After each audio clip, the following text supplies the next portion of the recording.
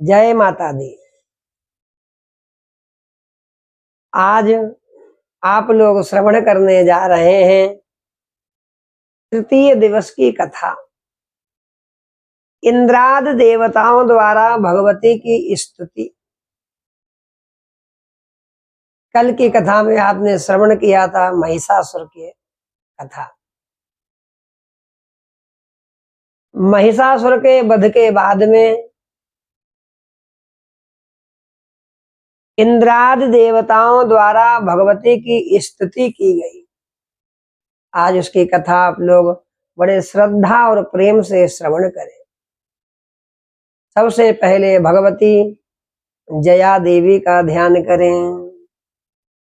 कालाभ्राभां कटाक्षई ररिकुल भयदां मौलिबद्धेन्दुरेखां शंखं चक्रं कृपाणं त्रिशखमपि करैः रुद्वहन्तीं त्रिनेत्रां सिंहस्कन्धाधिरूढां त्रिभुवनमखिलं तेजसा पूरयन्तीं ध्यायेद्दुर्गां जयाख्यां त्रयोदश परिव्रतां सेवितां सिद्धिकामैः। सिद्धि की इच्छा रखने वाले पुरुष जिनकी सेवा करते हैं तथा देवता जिन्हें सब ओर से घेरे रहते हैं, उन जया नाम वाली दुर्गा देवी का ध्यान करें। उनके श्रीअंगों की आभा काले मेघ के समान है, श्याम वर्ण की है। वे अपने कटाक्षों से शत्रु समूह को भय प्रदान करते हैं। उनके मस्तक पर आबद्ध चंद्रमा की रेखा शोभा पाती है। वे अपने हाथों में शंख, चक्र, कृपाण और त्रिशूल धारण करते हैं। उनके 3 नेत्र हैं। वे सिंह के कंधे पर चढ़ी हुई हैं और अपने तेज से तीनों लोकों को परिपूर्ण कर रही हैं। ऐसी जया भगवती को बारंबार हम प्रणाम करते हैं। अब ऋषि कहते हैं, अत्यंत पराक्रमी दुरात्मा महिषासुर तथा उसकी दैत्य सेना के देवी के हाथ से मारे जाने पर इंद्र आदि देवता प्रणाम के लिए गर्दन और कंधे झुकाकर उन भगवती दुर्गा का उत्तम वचनों द्वारा स्तवन करने लगे, ध्यान करने लगे। उस समय उनके सुंदर अंगों में अत्यंत हर्ष के कारण रोमांच हो आया था। देवता बोले, देव्यायया तदमिदं जगतात्म शक्त्या निःशेष देवगण शक्ति समूह मूर्त्या तामंबिकामखिल देव महर्षि पूज्यां भक्त्या नतास्म विदधातु शुभानिशानः। देवता बोले कि संपूर्ण देवताओं की शक्ति का समुदाय ही जिनका स्वरूप है तथा जिन देवी ने अपनी शक्ति से संपूर्ण जगत को व्याप्त कर रखा, समस्त देवताओं और महर्षियों की पूजनिया उन जगदम्बा को हम भक्ति पूर्वक नमस्कार करते हैं, बारंबार भगवती को प्रणाम करते हैं। वे हम लोगों का कल्याण करें। जिनके अनुपम प्रभाव और बल का वर्णन करने में भगवान शेषनाग, ब्रह्मा जी, महादेव जी भी समर्थ नहीं हैं, वे भगवती चंडिका संपूर्ण जगत का पालन एवं अशुभ भय का नाश करने का विचार करें। जो पुण्य आत्माओं के घरों में स्वयं ही लक्ष्मी रूप से पापियों के यहाँ दरिद्रता रूप में शुद्ध अंतःकरण वाले पुरुषों के हृदय में बुद्धि के रूप में सत पुरुषों में श्रद्धा रूप से, कुलीन मनुष्य में लज्जा रूप से निवास करती हैं। उन आप भगवती दुर्गा को हम बारंबार नमस्कार करते हैं। देवी आप संपूर्ण विश्व का पालन कीजिए। या श्री स्वयं सुकृतिनां भवने स्वलक्ष्मी, पापात्मनां कृतधियां हृदये सुबुद्धि, श्रद्धा सतां कुलजन प्रभवस्य लज्जा, तां त्वां नतास्म परिपालय देवी विश्वम। ऐसी भगवती को बारंबार हम प्रणाम करते हैं। देवी आपके इस अचिंत रूप का, असुरों का नाश करने वाले भारी पराक्रम का सदा समस्त देवताओं और दैत्यों के समक्ष युद्ध में प्रकट किए हुए आपके अद्भुत चरित्रों का हम किस प्रकार वर्णन करें। आप संपूर्ण जगत की उत्पत्ति में कारण हैं। आप में सत्वगुण, रजोगुण, तमोगुण ये तीनों गुण मौजूद हैं, तो भी दोषों के साथ आपका संसर्ग नहीं जान पड़ता। भगवान विष्णु और महादेव जी आदि देवता भी आपका पार नहीं पाते। आप ही सबका आश्रय हैं। यह समस्त जगत आपका अंशभूत है, क्योंकि आप सबकी आदिभूत अव्ययाकृता परा प्रकृति हैं। देवी संपूर्ण यज्ञों में जिसके उच्चारण से सब देवता तृप्ति लाभ करते हैं, वह स्वाहा देवी आप ही हैं। इसके अतिरिक्त आप पितरों की भी तृप्ति का कारण हैं। अतएव सब लोग आपको सुधा भी कहते हैं। देवी जो मोक्ष की प्राप्ति का साधन है, अचिंत्य महाव्रत स्वरूपा है, समस्त दोषों से रहित, जितेंद्रिय, तत्व को ही सार वस्तु मानने वाले तथा मोक्ष की अभिलाषा रखने वाले मुनिजन जिसका अभ्यास करते हैं, वह भगवती परा विद्या आप ही हैं। आप शब्द स्वरूपा हैं। अत्यंत निर्मल ऋग्वेद, यजुर्वेद तथा उदगीत के मनोहर पदों के पाठ से युक्त सामवेद का भी आधार आप ही हैं। आप देवी त्रयी, तीनों वेद और भगवती छयों ऐश्वर्यों से युक्त हैं। इस विश्व की उत्पत्ति एवं पालन के लिए आप ही वार्ता, खेती एवं आजीविका के रूप में प्रकट हुई हैं। आप संपूर्ण जगत की घोर पीड़ा का नाश करने वाली हैं। देवी जिससे समस्त शास्त्रों के सार का ज्ञान होता है, वह मेधा शक्ति आप ही हैं। दुर्गम भव सागर से पार उतारने वाली नौका रूप दुर्गा देवी भी आप ही हैं। आपकी कहीं भी आसक्ति नहीं है। कैटव के शत्रु भगवान विष्णु के वक्षस्थल में एकमात्र निवास करने वाली भगवती लक्ष्मी तथा भगवान चंद्रशेखर द्वारा सम्मानित गौरी देवी भी आप ही हैं। आपका मुख मंद मुस्कान से सुशोभित है। निर्मल पूर्ण चंद्रमा के बिंब का अनुकरण करने वाला और उत्तम सुवर्ण की मनोहर कांत से कमनीय है, तो भी उसे देखकर महिषासुर को क्रोध हुआ और सहसा उसने उस पर प्रहार दिया। यह बड़े आश्चर्य की बात है। देवी वही मुख जब क्रोध से युक्त होने पर उदय काल के चंद्रमा की भांति लाल और तनी हुई भौओं के कारण विकराल हो उठा, तब उसे देखकर जो महिषासुर के प्राण तुरंत नहीं निकल गए, यह उससे भी बढ़कर आश्चर्य की बात है।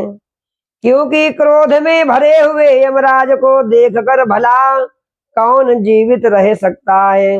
देवी आप प्रसन्न हो, परमात्मा स्वरूपा आपके प्रसन्न होने पर जगत का कल्याण होता है, और क्रोध में भर जाने पर आप तत्काल ही कितने कुलों का सर्वनाश कर डालती हैं।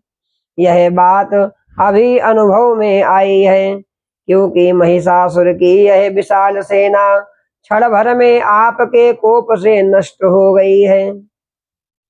सदा अभ्युदय प्रदान करने वाली आप जिन पर प्रसन्न रहते हैं, वे ही देश में सम्मानित हैं। उन्हीं को धन और यश की प्राप्ति होती है, उन्हीं का धर्म कभी शिथिल नहीं होता, तथा वे ही अपने हृष्ट पुष्ट स्त्री पुत्र और भृत्यों के साथ धन्य माने जाते हैं। देवी आपकी ही कृपा से पुण्यात्मा पुरुष प्रतिदिन अत्यंत श्रद्धा पूर्वक सदा सब प्रकार के धर्मानुकूल कर्म करता है, और उसके प्रभाव से स्वर्ग लोक में जाता है। इसलिए आप तीनों लोकों में निश्चय ही मनोवांछित फल देने वाली हैं। माँ दुर्गे आप स्मरण करने पर सब प्राणियों का भय हर लेती हैं। स्वस्थ पुरुषों द्वारा चिंतन करने पर उन्हें परम कल्याणमयी बुद्धि प्रदान करते हैं। दुख दरिद्रता और भय हरने वाली देवी आपके सिवा दूसरी कौन है, जिसका चित्त सबका उपकार करने के लिए सदा ही दयाद्र रहता हो। दुर्गे स्मृता हरसि भीतिमशेष जंतो, स्वस्थै स्मृता मतमतीव शुभां ददासि। दारिद्र्य दुःख भयहारणिका त्वदन्या, सर्वोपकार करणा यशदार चित्ता। देवी इन राक्षसों के मारने से संसार को सुख मिले, तथा ये राक्षस चिरकाल तक नरक में रहने के लिए भले ही पाप करते रहे हों, इस समय संग्राम में मृत्यु को प्राप्त होकर स्वर्ग लोक में जाएं। निश्चय ही यही सोचकर आप शत्रुओं का वध करते हैं। आप शत्रुओं पर शस्त्रों का प्रहार क्यों करते हैं? समस्त असुरों को दृष्टिपात मात्र से ही भस्म क्यों नहीं कर देते? इसमें एक रहस्य है। ये शत्रु भी हमारे शस्त्रों से पवित्र होकर उत्तम लोकों में जाएं। इस प्रकार उनके प्रति भी आपका उत्तम विचार अत्यंत उत्तम रहता है। खड्ग के तेजा पुंज की भयंकर दीप्त से, आपके त्रिशूल के अग्रभाग की घनीभूत प्रभा से चौंधिया कर जो असुरों की आंखें फूट नहीं गईं, उसमें कारण यही था कि वे मनोहर रश्मियों से युक्त चंद्रमा के समान आनंद प्रदान करने वाले आपके सुंदर मुख का दर्शन करते थे। देवी आपका शील दुराचारियों के बुरे बर्ताव को दूर करने वाला है। साथ ही यह रूप ऐसा है जो कभी चिंतन में भी नहीं आ सकता, जिसकी कभी दूसरों से तुलना भी नहीं हो सकती, तथा आपका बल और पराक्रम जो उन दैत्यों का भी नाश करने वाला है, जो कभी देवताओं के पराक्रम को भी नष्ट कर चुके थे। इस प्रकार आपने शत्रुओं पर भी अपनी दया ही प्रकट की है। वरदायिनी देवी, आपके इस पराक्रम की किसके साथ तुलना हो सकती है। शत्रुओं को भय देने वाला एवं अत्यंत मनोहर ऐसा रूप भी आपके सिवा और कहाँ है। हृदय में कृपा और युद्ध में निष्ठुरता, ये दोनों बातें तीनों लोकों के भीतर केवल आप में ही देखी गई हैं। हे माता, आपने शत्रुओं का नाश करके इस समस्त त्रिलोकी की रक्षा की है। उन शत्रुओं को भी युद्ध भूमि में मारकर स्वर्गलोक में पहुंचाया है तथा उन मत्त दैत्यों से प्राप्त होने वाले हम लोगों के भय को भी दूर कर दिया है। आपको हमारा नमस्कार है, आपको हमारा बारंबार नमस्कार है। देवी, आप शूल से हमारी रक्षा करें। अंबिके, आप खड्ग से भी हमारी रक्षा करें। घंटा की ध्वनि और धनुष के टंकार से भी हम लोगों की रक्षा करें। चंडिके, पूर्व पश्चिम दक्षिण दिशा में आप हमारी रक्षा करें। ईश्वरी, अपने त्रिशूल को घुमाकर आप उत्तर दिशा में भी हमारी रक्षा करें। तीनों लोकों में आपके जो परम सुंदर एवं अत्यंत भयंकर रूप विचरते रहते हैं, उनके द्वारा भी आप हमारी तथा इस भूलोक की रक्षा करें।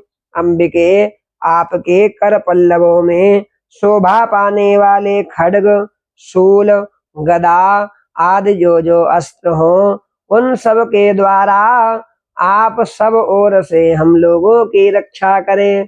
अब ऋषि कहते हैं, इस प्रकार जब देवताओं ने जगन माता दुर्गा की स्तुति की, नंदन वन के दिव्य पुष्पों एवं गंध चंदन आदि के द्वारा उनका पूजन किया, फिर सबने मिलकर जब भक्ति पूर्वक दिव्य धूपों की सुगंध निवेदन की, तब देवी ने प्रसन्न होकर प्रणाम करते हुए सब देवताओं से कहा।